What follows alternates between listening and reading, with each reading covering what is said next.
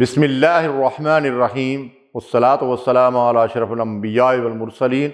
ارشاد ربانی ہے جو بھی ذی روح زمین میں ہے اس کا رزق اللہ نے اپنے ذمے لے رکھا ہے۔ رزق کا معاملہ سراسر اللہ کے اختیار میں ہے۔ حدیث مبارکہ سے معلوم ہوتا ہے کہ بچہ ماں کے رحم میں ہوتا ہے تو اللہ تعالیٰ اس کی عمر اور رزق کا فیصلہ صادر فرما دیتے ہیں۔ نبی کریم صلی اللہ علیہ وسلم ہر فرض نماز کے بعد یہ دعا پڑھا کرتے تھے، اللہم لا مانع لما آتیت ولا معطی لما منعت۔ اے اللہ جسے تو دے اسے کوئی روکنے والا نہیں اور جسے تو نہ دے اسے کوئی دینے والا نہیں۔ اس سے کیا مراد ہے کہ اگر اللہ کسی اپنے بندے کو رزق دینا چاہے اور پوری دنیا مل کر اس کو روکنا چاہے تو نہیں روک سکتی، اور اگر اللہ کسی بندے کو رزق نہ دینا چاہے تو پوری دنیا مل کر وہ رزق اس تک نہیں پہنچا سکتی۔ معلوم ہوا کہ انسان کو جائز اور حلال طریقے سے رزق حاصل کرنے کی کوشش کرنی چاہیے۔ کوئی ناجائز یا حرام طریقہ کبھی کارگر ثابت نہیں ہو سکتا۔ یوں تو ہر مسلمان کہتا ہے میرا تقدیر پر ایمان ہے، اللہ نے جو مقدر کر دیا ہے وہ کر رہے گا، لیکن رزق کے معاملے میں یہ خاک کا پتلا اکثر غلط فہمی میں مبتلا ہو جاتا ہے اور یہ سمجھ بیٹھتا ہے کہ میں ہیرا پھیری، دھوکے اور دیگر حرام ذرائع سے زیادہ کما سکتا ہوں۔ حضرت انسان کا پھر تقدیر پر ایمان لانے کا کیا مطلب ہوا؟ میرا رزق اگر میرے دنیا میں آنے سے پہلے لکھ دیا گیا ہے تو کیا میں حرام ذرائع سے اپنی تقدیر بدل سکتا ہوں؟ ہرگز نہیں۔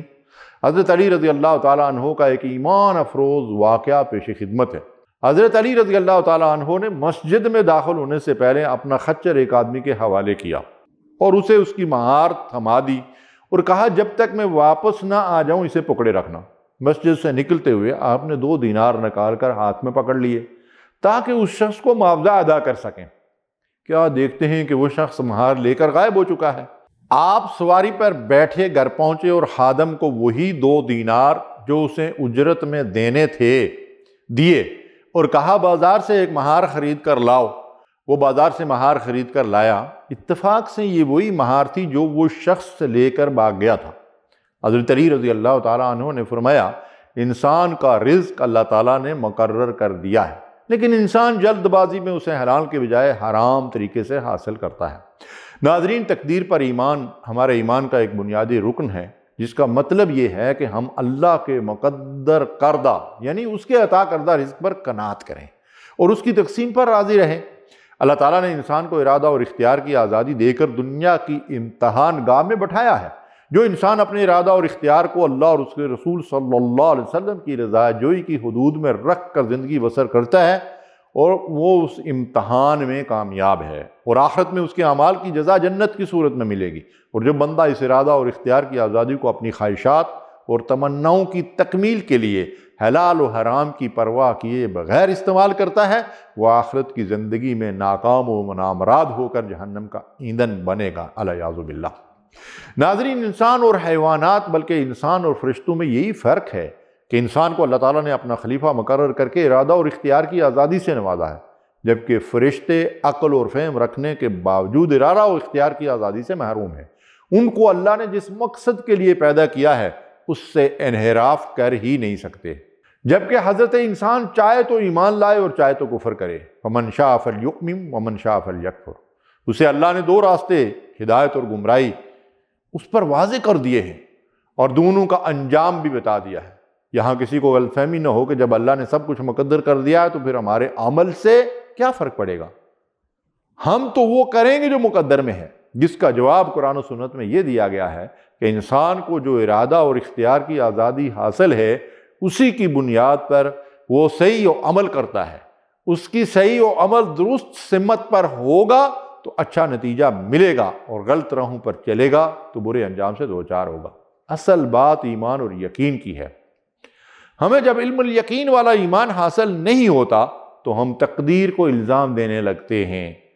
ایک اور سچا واقعہ ہمارے ایمان و یقین میں اضافے کا ذریعہ بن سکتا ہے۔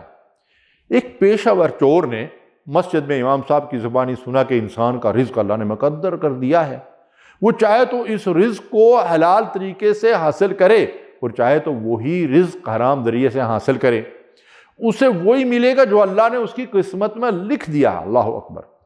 وہ چور ایک گھر میں رات کے اندھیرے میں داخل ہوا، ایک بکری کو کھولنے کا ارادہ کیا تو امام صاحب کی بات یاد آ گئی ارادہ ترک کر دیا، آگے بڑھا۔ ایک عورت اکیلی گھر میں سو رہی تھی، غلطکاری کا دل میں خیال آیا، پھر امام صاحب کی بات یاد آ گئی اور آگے چل دیا۔ ایک جگہ گھر میں کچھ نقدی رکھی ہوئی تھی، اسے دیکھ کر پھر چھوڑ دیا اور گھر سے نکل آیا۔ سوچتا رہا کہ میں تو چور ہوں، کسی اور ذریعے سے مجھے کس طرح روزی روٹی ملے گی۔ اسی سوچ بچار میں ایک دفعہ پھر مسجد میں چلا گیا، نماز پڑھ کر خاموش بیٹھا، سوچوں میں گم تھا کہ امام صاحب اس کے پاس آ گئے، اس سے حال احوال پوچھا، اس کا تعارف حاصل کیا اور کہنے لگے تمہارا شادی کا ارادہ ہے نوجوان؟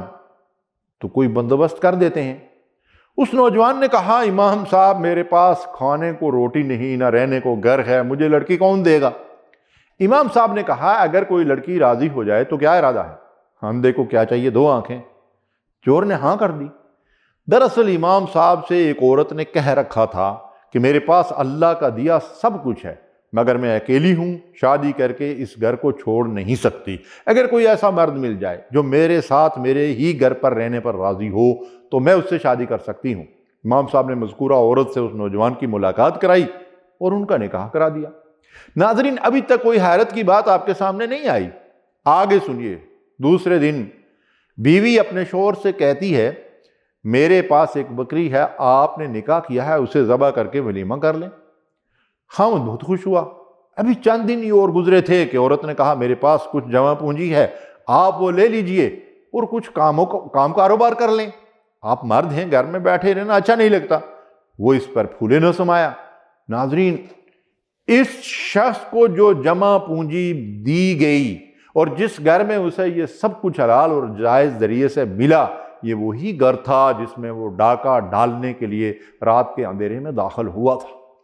پھر اللہ پر توکل کرتے ہوئے اور اللہ سے ڈر کر گھر سے خالی ہاتھ نکل گیا تھا، اللہ نے وہ سارا رزق حلال جائز ذریعے سے اس کے حوالے کر دیا۔ واللہ خیر الرازقین، اللہ بہترین رزق دینے والا ہے، بس ایمان اور یقین کی بات ہے۔ وما علینا الا البلاغ المبین۔